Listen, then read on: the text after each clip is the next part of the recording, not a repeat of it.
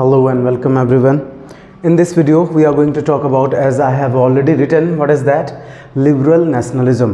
We have seen कि Europe का condition क्या है, यूरोप का कंडीशन क्या है, वहाँ पे पिसेंट्स का कंडीशन क्या है, एक नया मिडिल क्लास राइज हुआ है वो कैसा है, ठीक है, एरिस्टोक्रेसी कैसी थी, ये हम देख चुके हैं. Now we are coming to the point, what is liberal nationalism. एक मूवमेंट चल रहा था वहाँ पे, ठीक है, एक थॉट प्रोसेस चल रहा था. क्या था वो? लिबर का मतलब होता है फ्री, और ये दोनों टर्म लिबरल और नेशनलिज्म, ये दोनों टर्म उस टाइम पे क्लोजली एसोसिएटेड थे, दोनों एक थे, दोनों का काम एक ही था. क्या था? Means bring national unity by giving liberty and equality.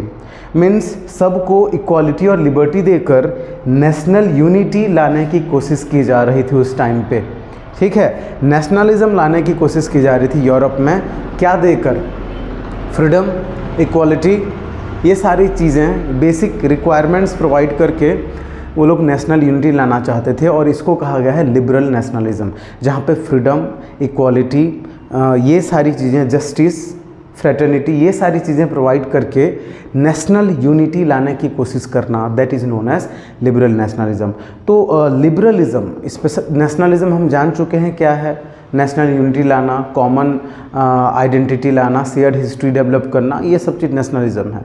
But liberalism का मीनिंग अलग अलग एरिया में अलग अलग था. डिफरेंट एरिया में इसका डिफरेंट मीनिंग था. जैसे पॉलिटिकल एरिया में, पॉलिटिकल फील्ड में क्या मतलब था लिबरलिज्म का? Liberalism means in political field और in politics you can say freedom of individual and equality before law. Freedom of individual means liberalism का मतलब ये पॉलिटिक्स में क्या था? फ्रीडम मिलना चाहिए, सबको इक्वल राइट्स मिलना चाहिए, लॉ के सामने में सब इक्वल होना चाहिए. गवर्नमेंट बाय कंसेंट, गवर्नमेंट जो है ऑटोक्रेटिक ना हो, बाय कंसेंट हो, लोग सेलेक्ट करके भेजें अपने रिप्रेजेंटेटिव और उन्हीं लोगों का राज हो. मीन्स लोगों की मर्जी से उन पे राज हो. जैसे अभी डेमोक्रेसी में होता है, हम लोग वोट देते हैं, अपने रिप्रेजेंटेटिव एमएलए एमपीज़ भेजते हैं, फिर वही जाके आगे सीएम और पीएम सेलेक्ट करते हैं. ऐसा ही टाइप का गवर्नमेंट हो. मीन्स गवर्नमेंट ज़बरदस्ती ना हो, जैसे मोनार्की में होता था ऑटोक्रेटिक, ज़बरदस्ती कोई राजा कुछ भी कर देता था. ऐसा ऑटोक्रेटिक ना हो, गवर्नमेंट बाय कंस्टेंट हो. एक कॉन्स्टिट्यूशन हो, रिप्रेजेंटेटिव गवर्नमेंट हो, एक पार्लियामेंट हो, मीन्स पार्लियामेंट्री गवर्नमेंट हो, जहाँ पे कॉन्स्टिट्यूशन हो, ठीक है जी, और जहाँ पे अपने रिप्रेजेंटेटिव हम इलेक्शन के द्वारा भेज सकें, ऐसा कोई गवर्नमेंट हो. एंड ऑफ ऑटोक्रेसी हो, मीन्स ऑटोक्रेसी ख़त्म होना चाहिए. जितने भी प्रिविलेज मिले थे ये क्लर्जीज़ को, चर्च को, वो सारे privilege, special rights and special benefit, वो सब ख़त्म होना चाहिए. That was the meaning of liberalism in political sphere. Now comes the right to property. Right to property means private property रखने का क्या होना चाहिए? मीन्स अधिकार होना चाहिए, राइट होना चाहिए. पहले क्या होता था, I have already clear this thing, कि किंग के पास सारी प्रॉपर्टी होती थी और वो सबको किराए पे देता था, रेंट पे देता था. Remember that is feudalism. तो फ्यूडलिज्म ख़त्म हो और राइट टू प्रॉपर्टी मिलेगी, लोगों का प्राइवेट प्रॉपर्टी रखने का अधिकार भी मिले. This was the meaning of liberal nationalism or liberalism in political sphere. Now come to the meaning of liberalism in economics में क्या था? Economically what was the meaning of liberalism? Freedom of market, no state imposed restrictions.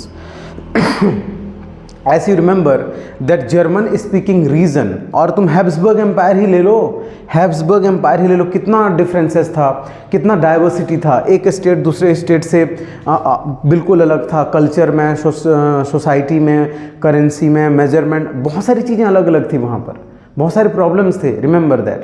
तो क्या बोला है? Freedom of market हो, means किसी भी मार्केट में किसी को भी कोई भी चीज़ बेचने का राइट मिलना चाहिए.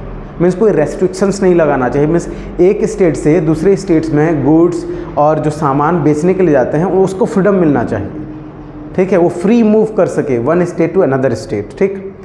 और abolish the custom barriers, means जो टैक्स लगता है, जो टोल टैक्स लगता है, अभी रोड पे जाते हो तुम लोग, ठीक है, गाड़ियों का टोल टैक्स लगता होगा, फास्टैग, रिमेंबर दैट वन. ऐसा कोई कस्टम बैरियर्स नहीं होना चाहिए, कस्टम बैरियर्स नहीं होना चाहिए. टैक्स बहुत ज़्यादा पे नहीं करना पड़े, सेल टैक्स, ठीक है, बहुत ज़्यादा पे ना करना पड़े. Standard weight measure and currency, पहले क्या होता था, अलग अलग स्टेट में अलग अलग मेजरमेंट होता था, अलग अलग करेंसी होता था, अलग अलग वेट सिस्टम होता था, तो इसमें यूनिटी हो, इन सारी चीज़ों में यूनिटी हो। और trade union to protect the rights and free trade, means एक ट्रेड यूनियन हो, एक ऑर्गेनाइजेशन हो, मीन ट्रेडर्स का, बिजनेसमैन लोगों का एक ऑर्गेनाइजेशन हो जो उनके राइट्स को प्रोटेक्ट करे, उनके रूल्स एंड रेगुलेशन डिसाइड करे कि कितने को, कि किस चीज़ को कितने में बेचना है, कैसे इसको एक्सपोर्ट इंपोर्ट करना है, ठीक है, कितना टैक्स पे करना है। एक क्या होना चाहिए, एक ट्रेड यूनियन होना चाहिए, कस्टम यूनियन होना चाहिए, ठीक है जी।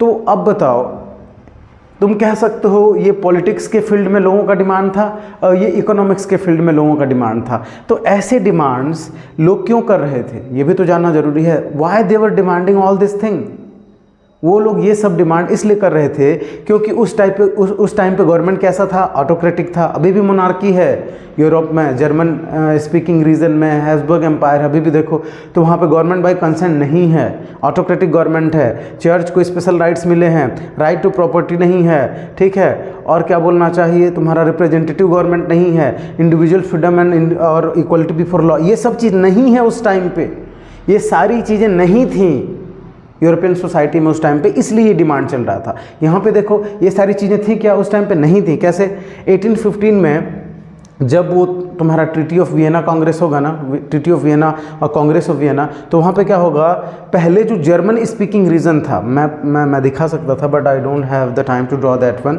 सो जर्मन स्पीकिंग रीजन जो हम बनाए थे उस टाइम पे, वो पहले जर्मनी कह सकते हो, जर्मन स्पीकिंग रीजन या जर्मनी बोलो चलो उसको, जर्मनी पहले होली रोमन एम्पायर था और 300 छोटे छोटे स्टेट्स में डिवाइडेड था, 300 स्टेट्स में डिवाइडेड था। और 1815 की मीटिंग में उन्होंने क्या किया, इसको 39 स्टेट्स में यूनाइटेड कर दिया, उसको बोल दिया जर्मन कन्फेडरेशन। और प्रॉब्लम अब भी था, क्या था, हर स्टेट में अपना करेंसी था, अपना वेट सिस्टम था, अपना मेजरमेंट था, तो एक स्टेट से दूसरे स्टेट में ट्रेड करना कितना मुश्किल होगा सोचो, ठीक है। एक चीज़ का रेट यहाँ पर फॉर एग्जांपल 100 रुपीज़ है तो वहाँ पर 200 है, 150 है, तो रेट में डिफरेंस था, मेजरमेंट अलग अलग थे, वेट सिस्टम अलग अलग था, ठीक है। अब देखते हैं और क्या प्रॉब्लम था, बहुत ज़्यादा कस्टम ड्यूटी लिया जाता था, बहुत ज़्यादा टैक्स पे करना पड़ता था। जैसे एक शहर से दूसरे शहर जाने में 11 बार टोल टैक्स पे करना पड़ता था, कस्टम ड्यूटी। जैसे हैम्बर्ग टू न्यूरेमबर्ग 2 सिटी हैं, यहाँ से यहाँ मूव करने में 11 बार 11 टाइम्स यू हैव टू पे द कस्टम बैरियर और 5% ऑफ योर सेलिंग प्राइस। जितने में आप बेच रहे हो अपना सामान उसका 5% एक बार में देना पड़ता था टैक्स, और एक शहर से दूसरे शहर जाने में 11 बार देना पड़ा, तो भैया 55% तो टैक्स ही हो गया। तो will the trade be beneficial? It is not going to be beneficial because you are paying high tax, और बहुत ज़्यादा टैक्स पे करोगे तो कैसे बनेगा, ठीक है। तो ये प्रॉब्लम थे। जैसे यहाँ पे और देख लेते हैं, 1 LA एक मेजरमेंट है, जैसे हम मीटर सेंटीमीटर फीट होता है, वैसे एक LA में अलग अलग जगह में अलग अलग होता था। एक LA फ्रैंकफर्ट में 54.7 सेंटीमीटर, मेंज में 55.1 सेंटीमीटर, नरेमबर्ग में 65.6 सेंटीमीटर एंड 53.5 फ्रेबर्ग में। कितना डिफरेंस है देखो। तो इन सारे डिफरेंसेस को मिटाने के लिए सॉल्यूशन ढूंढा गया, and that solution was given by Prussia. Prussia के इनिशिएटिव से उन्होंने एक ट्रेड यूनियन बनाया, ठीक है। कौन सा trade union, that is known as Zollverein known as trade union was formed in the initiation of Prussia ने एक इनिशिएटिव लिया, उसने एक जॉल्वरिन बनाया, एक ट्रेड यूनियन बनाया, और बहुत सारे जर्मन जो स्टेट्स थे, ये देखो यहाँ पे 39 स्टेट्स, इन्होंने बहुत सारे जर्मन स्टेट्स को ज्वाइन भी किए। और क्या किया, पहला काम उन्होंने करेंसी जो ऑलमोस्ट 30 करेंसी था उसको 2 कर दिया। पूरे जर्मन स्टेट्स में कितना करेंसी था, 30 करेंसी था, तो उसको 30 से रिड्यूस करके 2 कर दिया गया। और रेलवे नेटवर्क एक्सपेंड किया गया ताकि फ्री मूवमेंट हो सके, गुड्स का बिजनेस हो सके। और क्या किया, इकोनॉमिक डेवलपमेंट, उनका एम क्या था पता है जॉल्वरिन का, इकोनॉमिक डेवलपमेंट करें जिससे नेशनल यूनिटी आएगी। ओके, इकोनॉमिक डेवलपमेंट के थ्रू नेशनल यूनिटी लाने की कोशिश की गई, ठीक है। That was Zollverein. Alright, okay, wait a minute.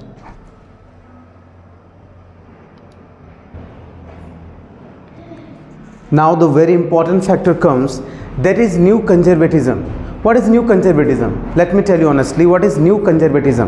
देखो, न्यू कंजर्वेटिज्म एक political and moral philosophy that was expanding in early 19th century in Europe. Yes. And what was the philosophy behind it? क्या philosophy था? ये थे कि पुरानी चीज़ें जो हैं वो कंटिन्यू होनी चाहिए, जैसे फ्यूडलिज्म, चर्च हायरार्की, ठीक है, मोनार्की, ये सारे सिस्टम अचानक से ख़त्म मत करो भैया, इसको चलने दो, लेट इट बी कंटिन्यू. इसको ख़त्म ना किया जाए, अचानक से ख़त्म या एबोलिश ना करें. चेंज हो but slow and gradual change हो. चेंज हो बट स्लो और ग्रेजुअल चेंज हो, ठीक है. और ग्रेजुअल चेंज क्यों चाहते थे? वो समझ गए थे कि मोनार्की को अगर स्ट्रॉन्ग करना है, मोनार्की को अगर स्ट्रॉन्ग करना है तो एक आर्मी होना चाहिए, स्ट्रॉन्ग ब्यूरोक्रेसी होनी चाहिए. And this all things are going to make it very possible and make it very strong. क्योंकि नेपोलियन ने एक एग्जांपल सेट करके गया था कि अगर तुम्हारे पास आर्मी हो, स्ट्रॉन्ग ब्यूरोक्रेसी हो और एक स्ट्रॉन्ग इकोनॉमी हो तो तुम एक ग्रेट कंट्री बन सकते हो, बहुत पावरफुल बन सकते हो. तो उन्होंने क्या किया? नेशनलिज्म को यूज करेंगे वो लोग अपने मोनार्की को क्या करने के लिए? स्ट्रॉन्ग करने के लिए. Try to understand what I am saying. Okay. So अब पूछेंगे ये कंजर्वेटिज्म, न्यू कंजर्वेटिज्म क्यों कहा गया? क्योंकि जो न्यू कंजर्वेटिज्म था ये प्री रिवोल्यूशनरी कंजर्वेटिज्म नहीं था. मीन्स 1789 के पहले वाला कोई कंजर्वेटिज्म नहीं था. ये थोड़ा चेंज आया था. इसमें क्या चेंज आया था कि ये लोग भी थोड़ा चेंज चाहते थे. ये लोग तो चाहते थे कि मोनार्की हो, चर्च हो और सारे पुराने सिस्टम चलते रहें, बट थोड़ा चेंज हो. और चेंज कैसा हो? ग्रेजुअल हो और स्लो चेंज हो. मीन्स अचानक से चेंज मत कर दो तुम, यहाँ पे स्लो चेंज आना चाहिए. और ये स्लो चेंज क्यों चाहते थे पता है? क्योंकि इनको समझ आ गया था कि नेपोलियन ने जो टैक्टिक्स यूज किए वो बहुत यूजफुल हैं. कौन सा टैक्टिक्स यूज किए उन्होंने? एक ज़बरदस्त आर्मी बनाया, इकोनॉमी को स्ट्रॉन्ग किया, ट्रेड और बिजनेस को ग्रो किया, जिससे ग्रो करने से क्या होगा? इकोनॉमी स्ट्रॉन्ग होगा और इकोनॉमी स्ट्रॉन्ग होने से एक स्ट्रॉन्ग कंट्री इस्टेब्लिश कर सकते हो और मोनार्की को स्ट्रॉन्ग कर सकते हो तुम. वो लोग कोई नेशनलिज्म या लोगों की भलाई करने के लिए सब चीज़ नहीं कर रहे थे. They wanted to make the monarchy very strong and that was the aim. Now will read treaty of Vienna in our next video. Thank you all.